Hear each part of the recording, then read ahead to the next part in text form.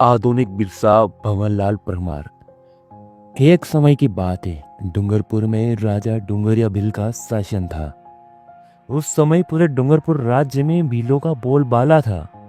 भीलों की संस्कृति पूरे राज्य में फैली थी। कोने कोने में राजा डूंगरिया भील का नाम चलता था। पर समय गुजरा और 13वीं शताब्दी में रावत वीर सिंह ने डूंगरपुर पर अधिकार कर लिया। लेकिन बाद में भी डूंगरपुर पर कई आक्रांताओं के आक्रमण होते रहे।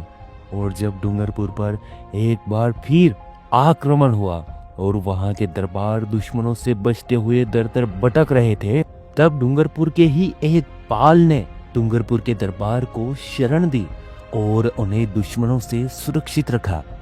डूंगरपुर की इसी पाल ने गोविंद गिरी को भी 6 सालों तक शरण दी। समय गुजरता गया। धीरे धीरे भीलों का गौरवशाली इतिहास खत्म कर भीलों को मीणा बनाया जाने लगा। भीलों को अन्य धर्म अपनाए जाने का लालच दिया और फिर एक समय ऐसा आया जब भील खुद को भील कहलाने में भी शर्म करने लगे। तब फिर एक कहावत सही साबित हुई कि धरती बीज ना खाई, कसो न कसो बीज धरती फाड़ी न निकले। यानी यह धरती बीज नहीं खाती है, कोई न कोई बीज जरूर उगता है।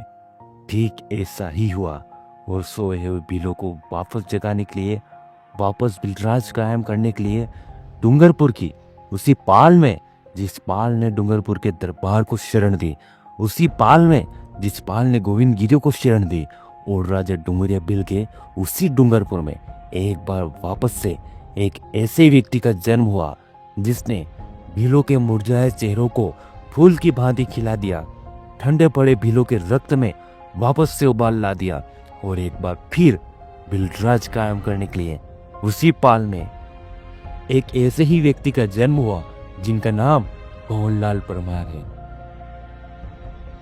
भंवरलाल परमार राजस्थान के डूंगरपुर जिले के रहने वाले हैं। इन्होंने अपनी शिक्षा government senior secondary school Simalwara और उदयपुर से प्राप्त करी और पेशे से यह शिक्षक है। कहते हैं कि भंवरलाल परमार के पूर्वज गांव की गमीटी के लिए अपना सर कटवा चुके थे। वे डूंगरपुर की जानी मानी पाल के थे, जिस पाल के चर्चे पूरे दक्षिणी राजस्थान में होते थे। वैसे तो भंवरलाल परमार एक शिक्षक है, पर अपनी समाज की दुर्दशा देख यह सामाजिक कार्यों में आगे आए। यह संत सुरमाल खराड़ी, माओजी महाराज और गोविंद गिरी को मानने वाले व्यक्ति हैं।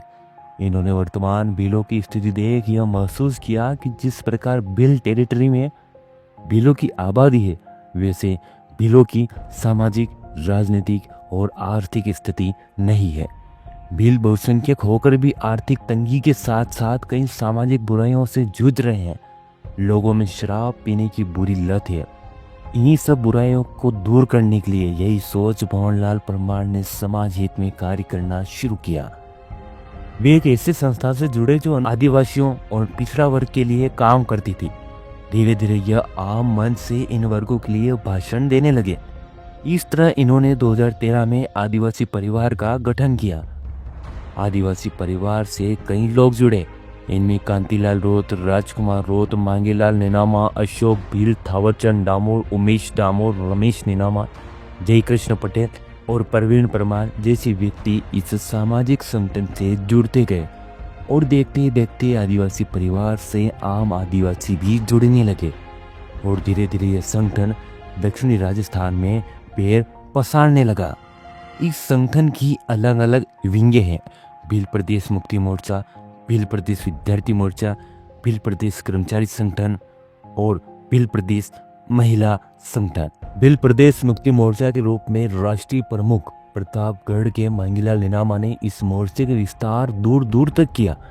कांतिलाल रोत जैसे सामाजिक नेताओं ने आदिवासी परिवार को केवल दक्षिणी राजस्थान तक सीमित न रखकर मध्य प्रदेश, महाराष्ट्र, गुजरात और झारखंड तक प्रसारित किया।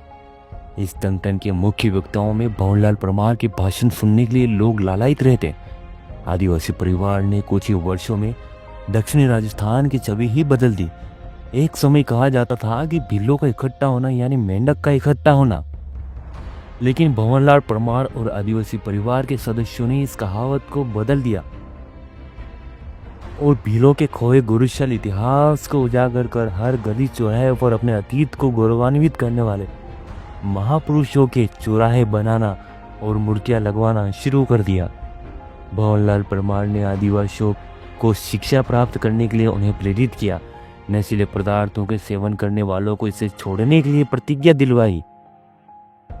आदिवासियों को अपना गौरवशाली इतिहास पढ़ने के लिए प्रेरित किया और अपने महापुरुषों के इतिहास को उजागर करने, उनकी मूर्तियां लगवाने का कार्य किया। संक्षेप में देखें तो उन्होंने बिरसा मुंडा का नारा अबुआ डिशुमरे अबुआ राज यानी हमारी जमीन पर हमारा राज नारे को धरातल पर उतारने का कार्य किया। इन्होंने ग्राम सभा को मजबूती देने का कार्य किया। आदिवासी परिवार की शुरुआत एक व्हाट्सएप ग्रुप भील प्रदेश के रूप में शुरू हुई थी और देखते ही देखते भीलों का यह कारवां एक आंधी और फिर तूफान के रूप में बदल गया है, जो केवल राजस्थान में ही नहीं बल्कि इसकी जड़ें मध्य प्रदेश, महाराष्ट्र समेत गुजरात में जम गई है और यह कारवां यहीं रुकने वाला नहीं है। भंवरलाल परमार की दूरगामी सोच के चलते हुए समझ गए कि केवल धरने और प्रदर्शन देने से आदिवासियों की स्थिति में सुधार नहीं होगा, इसलिए वे राजनीति में भी उतरे। पहले वे कॉलेज चुनाव में भील प्रदेश मुक्ति मोर्चा के तहत चुनावी रण में उतरे, जिसमें बेहद अच्छा प्रदर्शन किया। उसके बाद आदिवासी परिवार संगठन ने गुजरात की बीटीपी पार्टी के साथ मिलकर 2018 के दौरान राजस्थान के चुनावी रण में उतरे। इस चुनाव में 84 से राजकुमार रोत और सागवाड़ा से राम प्रसाद डिंडोर विधायक बने। जब कांग्रेस की सरकार गिर रही थी तब इन दोनों विधायकों ने कांग्रेस सरकार का सहयोग किया। बाद में भंवरलाल परमार और आदिवासी परिवार के सदस्यों ने यह महसूस किया कि गुजरात की बीटीपी पार्टी के मुख्य नेताओं का रुख किसी और पार्टी की तरफ है। तब जुलाई 2022 के दौरान जब मानगढ़ में भगवा झंडा फहराने को लेकर विवाद हुआ और चारों राज्य यानी भील प्रदेश के लाखों की संख्या में भील मानगढ़ आए, तब खुले मंच से भंवरलाल परमार ने गुजरात की बीटीपी पार्टी का बहिष्कार कर दिया। भंवरलाल परमार ने लगातार अपने सहयोगियों के साथ मिलकर आदिवासी जन जागरण करते रहे। इन्होंने अपने भाषण और दूरगामी सोच और भीलों के गौरवशाली इतिहास को लेकर चारों राज्य के आदिवासियों में अच्छी पकड़ बना ली। आदिवासी परिवार जाजम व्यवस्था को मानता है। इनके कार्यक्रम में कोई भी मंच नहीं होता, सभी व्यक्ति एक जाजम पर होते हैं और साथ में बैठते हैं। समय गुजरा और 2023 के चुनाव के महज 2-3 महीने पहले भारत आदिवासी पार्टी का गठन किया गया। इस पार्टी को राजस्थान में हॉकी और बॉल का चिन्ह मिला और मध्य प्रदेश में ऑटो रिक्शा का चिन्ह मिला। इस पार्टी का मुख्य उद्देश्य भील राज्य का गठन और आदिवासी हित रहा। भारत आदिवासी पार्टी ने मानो राजस्थान और मध्य प्रदेश में कमाल ही कर दिखाया। राजस्थान में 4 और मध्य प्रदेश में 1 सीट जीती। राजस्थान में 84 से राजकुमार रोत, यावत से थावरचंद डामोर, आसपुर से उमेश डामोर, आगीदोरा से जय कृष्ण पटेल एवं मध्य प्रदेश की सेलाना विधानसभा सीट से कमलेश्वर डोडिया चुनकर आए। 2024 के लोकसभा चुनाव में भी भारत आदिवासी पार्टी से डूंगरपुर बांसवाड़ा से एक सांसद राजकुमार रोत बने और इस तरह आदिवासी जन जागरण कार्यक्रम में आदिवासी परिवार और भारत आदिवासी पार्टी एक के बाद एक करिश्मे करते रहे। 2024 के राजस्थान उपचुनाव में भी 84 से अनिल कटारा जीत कर आए और वहीं सलुम्बर में जितेश कटारा बेहद कम वोटों से हारे। आने वाले समय में यह पार्टी पूरे देश में फैल रही है। मध्य भारत और भील प्रदेश में परिवर्तन के लिए भंवरलाल परमार का नाम उल्लेखनीय है। वैसे इस परिवर्तन के लिए आदिवासी परिवार के हर सदस्य का योगदान है और भंवरलाल परमार भीलों के गौरवशाली इतिहास के दम पर एक नया इतिहास लिख रहे हैं, इसलिए ही उन्हें आधुनिक बिरसा कहा गया। और वे बिरसा मुंडा के नारे अबुआ डिशुमरे अबुआ राज का नारा बुलंद कर रहे हैं, इसलिए ही उन्हें आधुनिक बिरसा कहा गया है।